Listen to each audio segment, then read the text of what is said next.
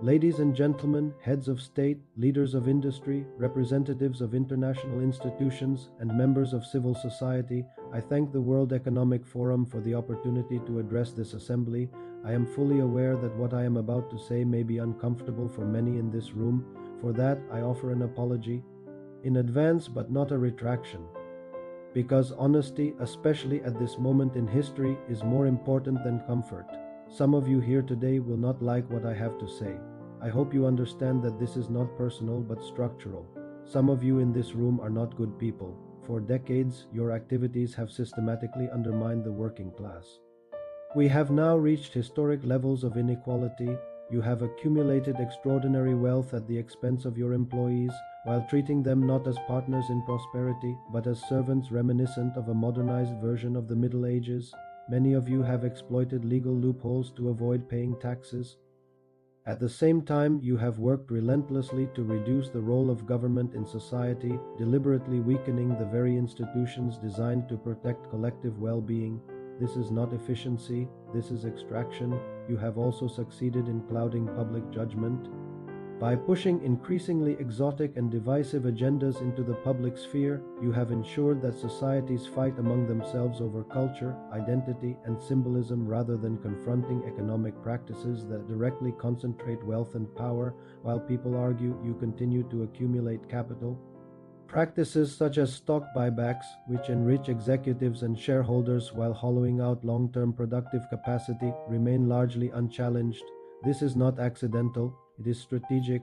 On the international stage, we observe with astonishment the actions of the so-called great nation of the United States. Rules, international norms, and legal frameworks imposed relentlessly on poorer nations as unquestionable and unavoidable are casually ignored when they conflict with the interests of powerful states.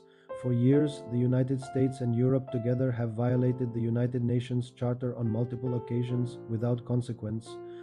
We have witnessed how the United States has abused its privileged position as issuer of the world's reserve currency, destabilizing economies across the global south, only to later offer assistance through institutions such as the IMF under conditions that deepen dependency rather than resolve it. We have watched how the United States violated the rules of war, engaging in multiple lethal operations in the Caribbean Sea.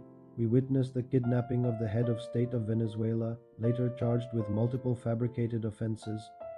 Before that, the world watched in horror as Israel killed approximately 70,000 Palestinians, with no respect for children, women, or the elderly, while much of the international community remained silent or worse, complicit.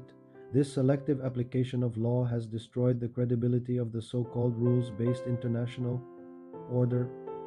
The time has come for Latin America, alongside other regions of the global south, to chart a different path.